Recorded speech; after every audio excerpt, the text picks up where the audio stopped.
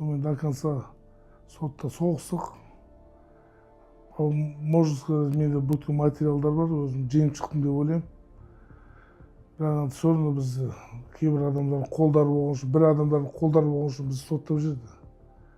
Жыл 6 айға. Я Қытайда побегте жүріп, сол Қытайда бір кісімен не болып қалды енді. Сөзбе-сөз келіспей қалды, бір үлкен бизнесмендер екен. Соны сөзбе-сөз келіспей қалып, төбелесіп қалды Қытайдың ішінде. Қытайдың ішінде төбелесіп қалғаннан кейін қамады ғой бізді. Мен бірінші күн Қытайдың түрмесіне кірген кезде, жаңағыдай орын жоқ қой енді. Мен дәумін ол кезде, 140 килограмм примерно. Шашым московский. Жерге жатындар, жерге мен ғана кіріп бердім, Қытай. Бірдеңе дейді, мен оны түсініп тұрған жоқ, не деп тұрған. Тем буду деген сөз білеміз ол кезде.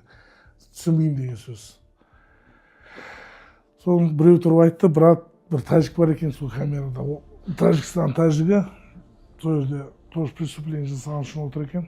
Сол тәжікті, брат, тебе просят, чтобы ты матрас взял, а землю лег деп. Мен сразу айттым, матрас алып жерге жатпаймын.